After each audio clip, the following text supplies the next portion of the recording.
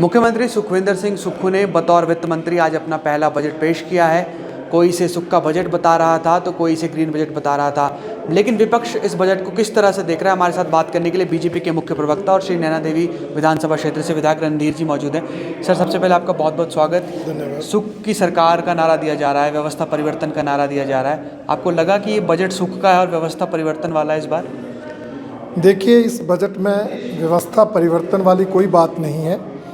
इस बजट में हिमाचल प्रदेश की जनता को गुमराह करने का प्रयास किया गया है और मैं इस बजट को जनता के साथ धोखा मानता हूं, क्योंकि सरकार ने अपनी कोई योजना नहीं दी, अपना कोई विज़न नहीं दिखाया।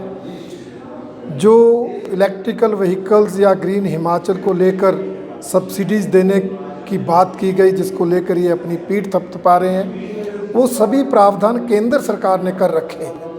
इसलिए उन प्रावधानों को अपने बजट में दर्शाकर ये जनता को गुमराह कर रहे हैं। मेडिकल कॉलेजेस में नर्सिंग कॉलेज खोलने की बात केंद्र सरकार कर रही है, उसको अपने बजट में दिखाकर ये धोखा देने का काम कर रहे हैं। उसी तरह से कई हमारी सरकार की योजनाएं थी, मुख्यमंत्री स्वावलंबन योजना, आप नाम बदलकर राजीव गांधी स्वरोजगार योजना चला रहे हैं। उसमें क्या न्याय है?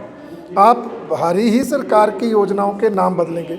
मुख्यमंत्री ग्राम सड़क योजना है, आप कहेंगे मुख्यमंत्री ग्राम सड़क एवं रख रखाव योजना है। तो कोई नया चीज़ इस बजट में नहीं है। और सबसे बड़ी बात, गारंटीज़ को लेकर जो इन्होंने जनता को गुमराह किया है। इन्होंने ओपीएस की बात की, आप बजट को देख लीजिए, मुख्यमंत्री जी के भाषण को सुन लीजिए। ओपीएस लागू कर दिया गया कहा है, परंतु बजट कहाँ है? कहीं बजट का प्रावधान उसके लिए नहीं है। दूसरी गारंटी महिलाओं को 1500 रुपये देने की कहा, हम चरणबद्ध ढंग से देंगे, चलो ऐसा ही दे दो। और 2,31,000 महिलाओं को पहले चरण में देंगे। किनको? जिनको ऑलरेडी सामाजिक सुरक्षा पेंशन मिल रही है। 1000 रुपये पहले मिल रहे हैं, 500 डाल के आप दे देंगे। तो ये गुमराह करने का प्रयास है। या तो आप बोलो हम सामाजिक सुरक्षा पेंशन में बढ़ोतरी कर रहे हैं, और अगर आप वो बढ़ोतरी नहीं करें तो महिला जो आपने सम्मान निधि देने की घोषणा की तो 1500 रुपये है, वो दीजिए। तो कुल मिलाकर ये जो बजट है ये गुमराह करने वाला है। इसके लिए मुझे लगता है हिमाचल प्रदेश को एटलीस्ट कोई लाभ होने वाला नहीं है। सर, आर्थिक बदहाली की बात लगातार मुख्यमंत्री कर रहे हैं और पूरा जो ठीक रहा है वो पूर्व बीजेपी सरकार पर फोड़ देते हैं। कहा जाता है कि इतने हज़ारों करोड़ का कर्ज ले लिया, और मुख्यमंत्री तो साथ में जो देनदारियां हैं उन्हें भी जोड़ देते हैं। तो 75,000 करोड़ के कर्ज को 95,000 करोड़ तक का बताया जाता है। आपको लगता है कि संसाधन जुटाने को लेकर भी मुख्यमंत्री को बात करनी चाहिए थी? क्योंकि क्या आपको नज़र आ रही है वो बजट में कि संसाधन जुटा पाएंगे प्रदेश के लिए? देखिए, वो राजनीतिक भाषण है कि आप प्रदेश पर कर्जा बताओ, और कर्जा बताने के लिए पहले तो पिछली सरकार को दोषी ठहरा दो, जबकि बच्चा जानता है कि हिमाचल प्रदेश पर जो कर्जा है उसके लिए जिम्मेवार हमारी ही सरकार नहीं है। पिछली कई सरकारों के से 1993 से कर्जा लेना शुरू हुआ है और अधिकतर योगदान कांग्रेस सरकारों का है। अगर आप 2012 से 17 की कांग्रेस सरकार की बात करेंगे तो वीरभद्र सिंह जी ने भी 20,000 करोड़ कर्जा लिया, और जयराम ठाकुर जी ने भी 2017 से 2022 के बीच लगभग 20,000 करोड़ कर्जा लिया। तो उसमें हम ही दोषी कैसे हो सकते हैं? दूसरी बात, हिमाचल प्रदेश की आर्थिक स्थिति इतनी बदतर नहीं है, जितनी लिमिट है उसके अंतर्गत ही कर्जा लिया जाता है। परंतु मुख्यमंत्री ठाकुर सुखविंदर सिंह सुक्खू राजनीति कर रहे हैं। वो ये दिखा के कि हिमाचल प्रदेश की आर्थिक स्थिति बहुत खराब है, कुछ योजनाएं बंद कर रहे हैं, संस्थान बंद कर रहे हैं, विधायक निधि पर कैंची चला रहे हैं, और अपनी गारंटियों के लिए पैसे का जुगाड़ कर रहे हैं। सच्चाई में ये है कि हिमाचल प्रदेश जो है आर्थिक दृष्टि से, मैं नहीं कहता बहुत अच्छी स्थिति में, पर इतनी बुरी स्थिति में भी नहीं है जितना मुख्यमंत्री कह रहे हैं। और मैं ये मानता हूँ कि किसी परिवार के मुखिया को इस तरह आर्थिक स्थिति का रोना शोभा नहीं देता। दायित्व है उनका कि भाई वो अपने प्रदेश के विकास कार्यों को आगे बढ़ाएं, जन समस्याओं का समाधान करें, रोना ना रोएं। अगर वो नहीं कर सकते तो कुर्सी छोड़ दें, किसी और को मौका दे दें जो कर सकता है।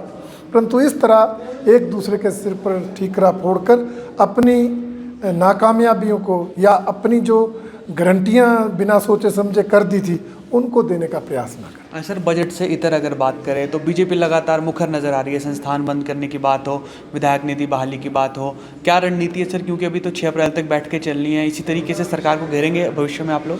बिल्कुल, हम यही नहीं, इसके अलावा भी अनेक मुद्दे इस सरकार के खिलाफ हैं। उन मुद्दों को लेकर भी चर्चा करवाएंगे, और अगर सरकार चर्चा अलाउ करेगी, चर्चा में पार्टिसिपेट करेंगे। चर्चा अलाउ नहीं करेगी तो वॉकआउट तक करना पड़ेगा, और चर्चा होने पर अगर संतोषजनक जवाब नहीं आएगा तो भी वॉकआउट करना पड़ेगा। और अब तो बजट पेश हुआ, बजट पर चर्चा, उसमें भाग कर लेंगे। अब परंतु ये जो हमारे मुद्दे हैं, मुख्यतः मुद्दा जो संस्थानों को लेकर है, इस पर हमारा विरोध लगातार जारी रहेगा। हाँ सर, पहले साल में तो सरकार के खिलाफ मुद्दे ढूंढ कर नहीं मिलते, लेकिन आप लोगों के पास मुद्दों की भरमार है, इसकी क्या वजह है? ये जो हमारे मुख्यमंत्री जी है, इनकी जो नीति है या इनकी जो सोच है, उसका परिणाम है। जैसे उन्होंने आते ही एक तुगलकी फरमान जारी कर दिया कि 9 महीने के दौरान खोले गए संस्थानों को डिनोटिफाई कर दिया जाएगा, ये बेसिक रीज़न है। अगर वो इन संस्थानों को रिव्यू करते, समीक्षा करते, कुछ संस्थान जो रेलेवेंट नहीं थे उनको बंद भी करते तो शायद मुद्दा ना बनता। परंतु उन्होंने जो तानाशाहीपूर्ण निर्णय लिया है, उसके कारण हमें मौका मिला है, और हमारी सरकार ने जनहित में वो संस्थान खोले हैं, और हमारा दायित्व है कि हम विपक्ष की भूमिका को अदा करते हुए उस मुद्दे की लड़ाई लड़ें। और भारतीय जनता पार्टी सड़क से सदन तक इस लड़ाई को लड़ रही है, लड़ती रहेगी, ये मैं कहना चाहूँगा। सर अगर नंबर देना चाहें आप सबको सरकार के इस बजट को 10 में से कितने देंगे? क्या लगता है कितने अंक का बजट है ये? नहीं, आपके यहाँ नेगेटिव मार्किंग का प्रावधान है, तब तो नेगेटिव में जाएंगे। नेगेटिव में कितना तक सर? चलो 0 तक ले आते हैं, इससे नीचे काय को ले जाना। बात करने के लिए शुक्रिया thank you, sir. Thank you. Randhir Sharma Naina Devi से विधायक और बीजेपी के मुख्य प्रवक्ता हमारे साथ थे, और आपने सुना कि जो सुक्खू सरकार का बजट है उसे लगातार खोखला करार बीजेपी दे रही है, और साथ ही ये भी कहना है कि पहले ही साल में चंद महीनों में सरकार के खिलाफ इतने सारे मुद्दे हैं जिसे लेकर भविष्य में भी विपक्ष सरकार के खिलाफ इसी तरह मुखर नजर आएगा। फिलहाल के लिए इतना ही। आप जुड़े रहिए एबीपी लाइव के साथ।